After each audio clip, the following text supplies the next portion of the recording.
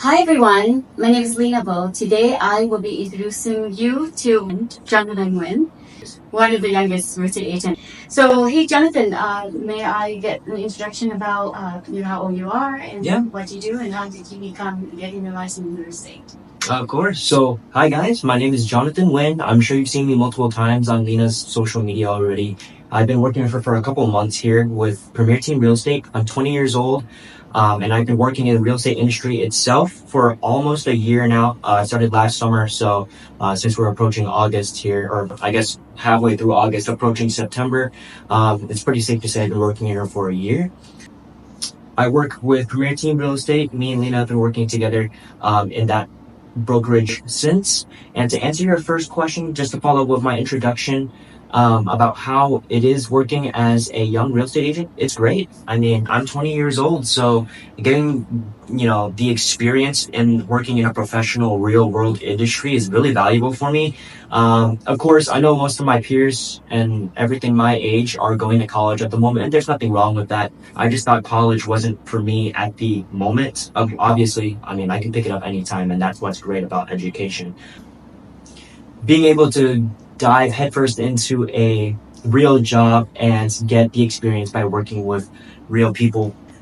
So, Jonathan, can you share with the audience here what is your experience from taking the exam for real estate? What's the hardest part about it and how long it took you? I would say, okay, to follow up on that question, let me give a couple of background context first. So to get your real estate license, you obviously have to go through a specialized school. For me personally, it was Champions Real Estate by Palmer Lane, and RM 620. And so I went to that specific school. They have multiple locations around Texas, and they also have online courses. So I would personally say, with my experience with Champions Real Estate, that you guys definitely should sign up for those courses.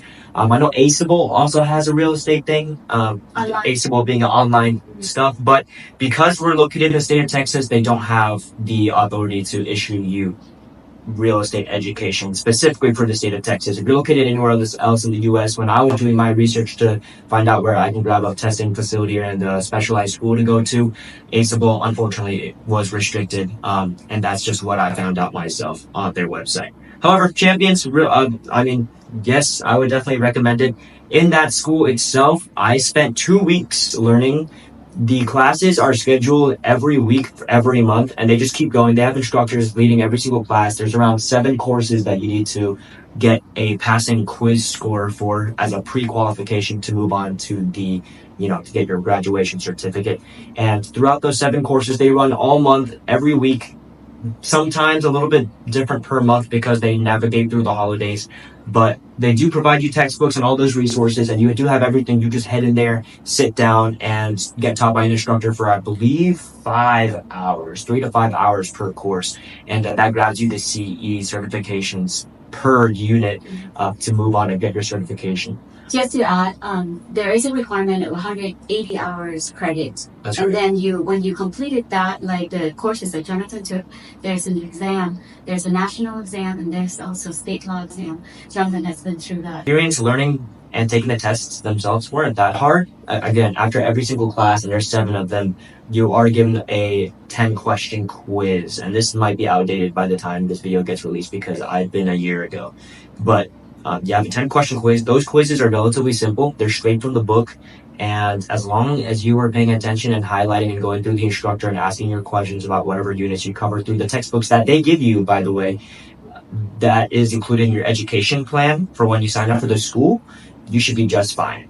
The TREC exam itself, the most difficult part wasn't actually the test for me. It was scheduling the test, because you get a confirmation email if you still want to take your license and when you want to schedule your testing for your choice with your own schedule via email from TREC. But sometimes they do have a lot of miscommunication issues and they don't respond to your email right away. It took me 2 weeks to get my test done because of communication issues. But when you schedule the testing center, submit all your documents like fingerprints, birth certification, stuff like that, and your funds and fees, and you sit down at your testing center. The test exam isn't that hard. to break it down, the national exam and there's a state exam. Depending on your state, it might be really easy. I heard California and Texas were the hardest, with Texas being number 1 in the nation and California at number 2. I believe it's Hawaii at number 3. But the state exam varies for every state, obviously, because every state does have different rules. For example, California does with a lot of coastal residential stuff, so you'd have to be focused more on that compared to Texas. But the national exam is standardized for the entire duration of the half of the exam, and the national exam I'd say would be the easiest. It does include a lot of mathematics, which might throw some people off. I absolutely hate math. I'm really bad with it. I've never done well with math in school. I bored through it. But the state exam, that is the hardest because of law, and especially because of Texas law. Well, thank you, Jonathan. Possible if you can explain a little bit about the exam process for if people who are younger like you that would like to be in the real estate industry and they want to take a test. How long does the test take? And if you fail the first one, are they allow you to take the second one? And do you need to pay a fee or anything like that to reach to the point where you pass the exam? Yeah, for sure. So let me get all the legal stuff out of the way. So you have 3 attempts at both exams, national and state. So for each half of that exam, national and state as separate, you get 3 chances for each of those. If you happen to fail both of sections 3 times, you have to wait an additional, I believe it was 6 to 12 months and an additional 90 hours of re-education. So wherever you went to school, you can obviously change schools, but you have to go back to school, period, and get 90 additional hours of education before you are ready to take that again. And there's also that time aspect where you have to wait 6 to 12 months, depending on how many times you messed up. Like, if you failed 2 times or 3 times, that's really the main difference that determines that time factor. There is also a fee that you have to pay every single time you take the test that goes to Trek itself. That is disclosed in the email that I was talking about earlier that you get while you're scheduling your exam for the very first time. That fee, I believe, does increase every single time for up to 3 times, and you will have to keep paying it even after you get your re-education if you fail the test 3 times and go back to take it after your time penalty. The test. How do you study for the test? What's your Right, study tactics. So obviously everybody has their own way of studying. I'm not here to tell you that you have to do it my way. Me personally, I have never been the pretty note taker in class. There used to be girls in my high school that drew in their notebooks, like they used different colored pens and markers and squiggly lines. They put sticky notes and like all these journal stickers and pins and stuff like that to make every single note page look pretty and organized. I was never that person. I just kind of put bullet points on every single line and kept going down as the instructor wrote, kind of just jotting down notes, like a regular person. I can't understand how people have so much time to be so beautiful with their notebook. But in real estate, being the one exception in my entire life, when they gave us those textbooks that I was talking about earlier that you use per course in the class during education, I bought 3 sets of sticky notes from Daiso. If you don't know what that is, it's a Japanese convenience store in the States. I believe I used blue, yellow, and purple. And for every, I guess, level of importance, like level 1, 2, and 3 of importance, I would color code it and put it into the page of the notebook and then write additional notes on the sticky note and underneath or next to the sticky note. So let's say we're learning about something that's like, it's not that important, but it might show up on the exam. I'd use like a level 1 sticky note and just put might be on exam and summarize whatever note. If it's really important, I would write all over the sticky note and a couple of exclamation marks or a star or something just so I have to go back and memorize that. That's what I personally used. My tips to you guys, just use whatever study method you do best. However, memorization, especially in mathematic formulas and law, is the most important thing, especially for the Texas state exam if you're in the state of Texas. Math is pretty simple. Again, it's all just a bunch of formulas that you have to remember, and you can use those formulas to put the numbers into the variables and solve. Pretty easy.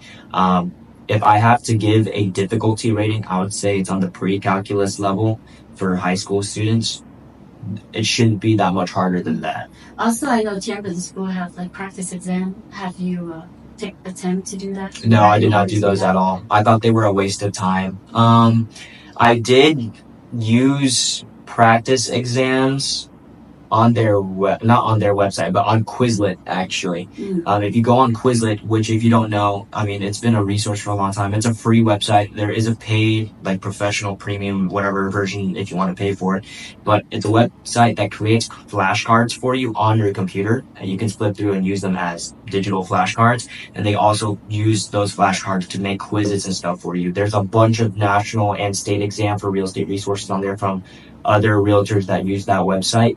Go on there, take advantage of it, because I assure you, I mean, they left it on there for a reason, right? And most of the information is still accurate, especially for the national exam. So I use that a lot for my practice quizzes. I know Champions does give you free practice exams, like Lena just mentioned. Again, I thought it was a waste of time at the time because I was more focused on that memorization work rather than quizzing my knowledge. However, in the 2 weeks that I was waiting for my exam to get scheduled, I did take those practice quizzes.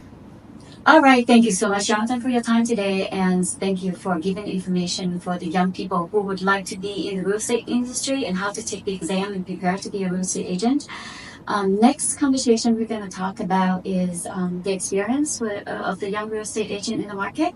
So thank you. Yeah, Do you have anything to say with the I would like to say real estate is a great industry. It is getting harder, yes, but if you can adapt to those changes and you're willing to put in a lot of work, especially dealing with people, which we will discuss in another episode of this little interview podcast series, it is a very highly rewarding and self-esteeming industry. It will give you a lot of confidence. It will build a lot of conversational skills that you can use and will highly benefit you throughout life. So if you are thinking about joining real estate, I would say now is the time to do it. Yeah, and join us on next interview. Of course. I'll be happy to share with you my more experiences. Bye. Thank y'all.